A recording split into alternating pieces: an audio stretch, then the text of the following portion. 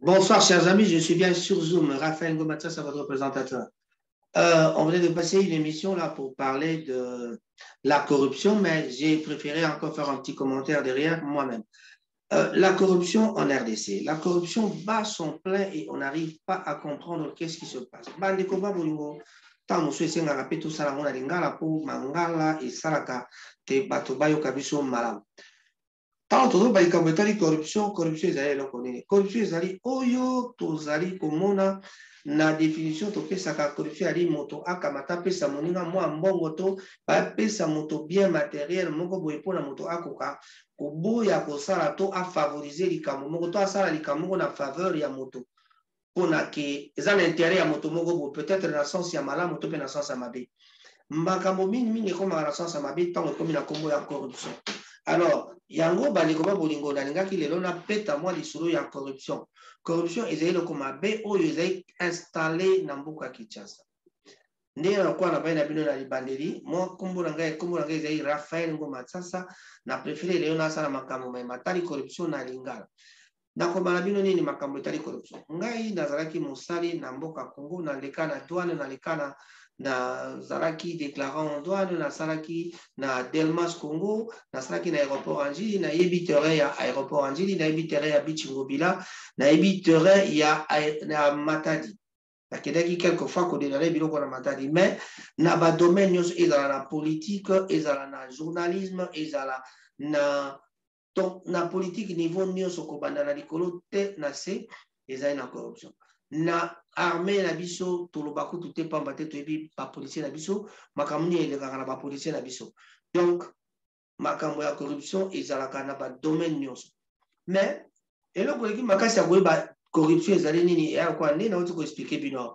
Mais corruption toyebi te ezali boye. Mais sikoyo eloko nini kosala mpona ko éradiquer ezali kolongola pe kobungisa corruption esengeli l'État tozala na classe politique ya malonga oyo eye kosala mosala oyo ekokamata kokamba misala na lolenge penza elongo bani kokamba misala na lolenge elongo bani ifo esengeli mokonzi ya mboka akamata bameko oyo ekopekisa bato bazala na makambo ya moyibi bazala na makambo ya kosala makambo ya nsima ndako na yango mpona yango ezosenga bato bazala na bamentalité ya solosolo mentalité ya malonga mais changement de mentalité kosalama ndenge nini soki na tete ya mboka makambo ezali malamu te ntango nakoloba wa na visie moto te me nazoloba dans le cadre moko général na cadre général wana tozoloba te makambo il faut etambola na lolenge elongo bani il faut koinstaurer état de droit oyo tozali kobunda na yango na président Félix Antoine Tshisekedi mais ezali pasi parce que ye moko soki alobi te ye akoki kosala malamu mais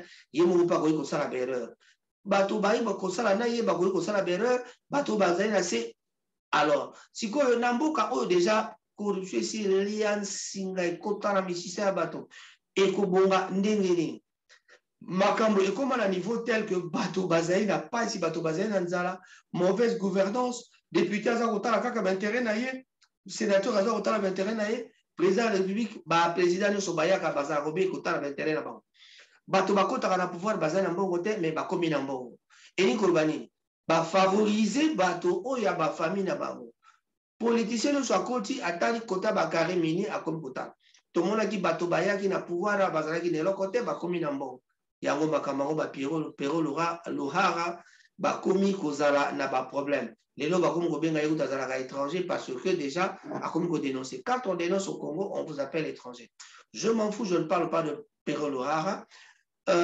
nazoloba nde d'une façon générale toyeba te mboka ezali na makambo oyo eza kotambola malamu te corruption esi ekoti na misisa mpona yango il faut tosengeli tokotisa état de droit kokotisa état de droit ezali il faut conscience ya bato esala tout le monde akoma consciencieux de façon à ce que bayeba te eloko nyonso tokosala faut tosala yango dans un cadre normal to mpe normalité ya makambo elobi boni soki bapesi yo mosala ndima ovivre na salaire na mais moto oyo mbongo bafuti ye ezokoka même pas kofaire vivre ye bakondi baza kokamata tala salaire ya baministre ezalaka ba 10 000 ba 15 000 bongo écart ya basalaire oyo ezali na baministre badéputé mpe tokiti na badéputé baza na ba 6 000 dollars bon soki tolobi totala écart ya basalaire oyo ezali entre même ministre na député na directeur directeur d'un peuple, dit comment le peuple remonte que peuple a souffrir, peuple a un moyen de vivre. Donc, ezali les Camerounais passé les Camerounais. Dans la seconde, pas exemple, on peut ça passer. Enseignant au Azali na Sekuna Azali na et l'autre côté, à $100, tu payes 50 000. Azo Zwambongo, soit Azu Mbongo, et là on y a comme ça, Mbongo, soit Azu 50 000, 20 000, il faut qu'il y ait un an, 30 000. Tant qu'on ressemble, biloko à colia, on va bien base, on croit foufou, na loso, 20 000 et on tire la 10 000. 10 000, on est tiré le sa maman là-bas à 5 000, papa tire à 5 000, à qui on a quoi comme la massanga. Donc, c'est normal, mon temps, la massanga. À se faire moi plaisir.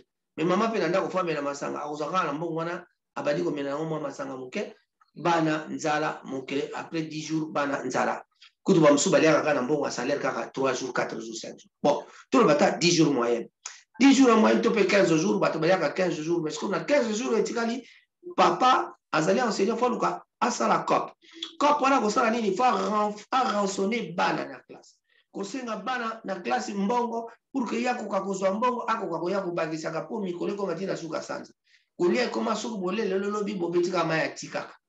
Donc ça c'est le problème yako. Mais bamo bavandi babi mboka elengi tokoloba nini makameza kotambola malamu te conscience ya peuple faut ça.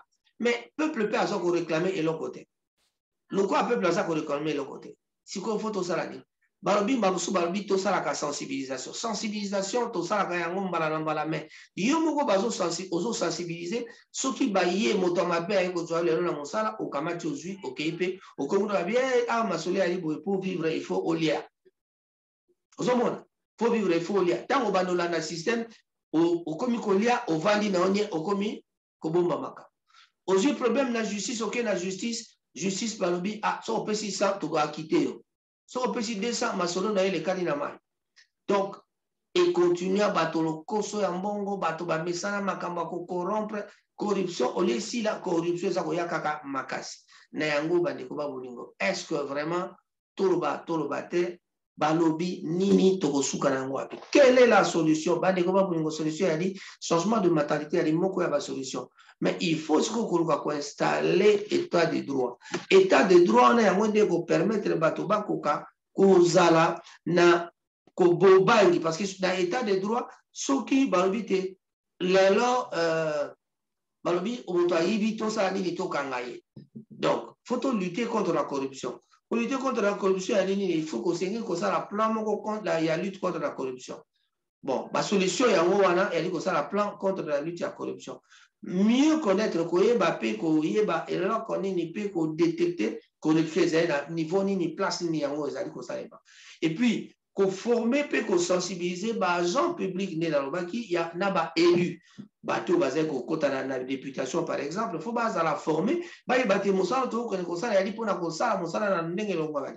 Ezate ba ko landa ke ba zo ka ba voiture ba teka ba yango pour que ba no ba ke ah, papa singai, les ambons à l'état, tiganazo, la salle à la ligne renforcer aussi le dispositif et la prévention dans le cadre de l'administration. Et puis, aider l'entreprise à mettre en œuvre le dispositif les alliés anti-corruption, ils ont adapté. Ils ont adapté donc dans le système. Donc, problème, il y a un lutte contre la corruption, ils ont dit problème, makasi na mboka Congo. Donc, contre la corruption, quelle prévention dans les entreprises?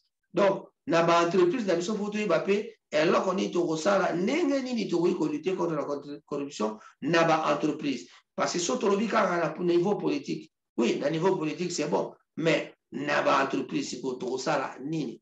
Donc, surtout, 70% de l'entreprise, c'est ça la prévention, mais diagnostic est ça qu'on nuancé que 70% des dirigeants ont répondu qu'il y a des mesures pour éviter les infractions cartographiques des risques et évaluation à matière c'est ça. Ils ont fait ce choix alors même qu'ils n'étaient pas tous concernés par les obligations légales. Donc, Makambouali, connaissance et défi. Makambouali, merci beaucoup. Donc, ceux qui savent dans Makambouali, pour le toyeba Vous allez pour ça à éradiquer la corruption. Mais comment éradiquer yango? Pas éradiquer yango, et ça aussi la conscience ya bato et ça. Ceux qui conscience ya bato et salité bandeko ba bolingo et kozala kaka pasi mokili ko koma na pasi. Na tango ya kanato kaka mobutu azai koroba batata ba mama bandeko. Bino banso ndenge botelemi awa na tiaka mayele na ngai epai na bino bafantasie ndenge bozali na ye lokwa nazali président ya république nalobi te bino banso bomeka kosalisa bosunga ngai mpo te mokili etambola malamu nalobi mpe nasukisi tolobi Raphaël Ngoma Ngolobe na bino tokutani mbala ya nsima mpona masolo masusu kati na Zoom lelo ezalaki bongo Raphaël Ngoma tasa présentateur na bino nde tokutani mbala ya nsima mbote mingi na bana ya Manchester mbote mingi na bato nyonso kasi samedi prochain tokutana chez Edo Coiffure tokende kokata suki alors mpona soirée tokende epai ya Karibu chez Karibu epai ya mama Liza na papa Cyril Modogo tobeta mwa moko mais na botosi nyonso oyo bazaka na ngambo ya Salford soki ozali moya kokenda mosika te okoki kosuka kuna na ngambo ya Salford na tita mille na couloir epai ya Vivien Monjeka petit frère propre nde tokutani mbala ya nsima au revoir.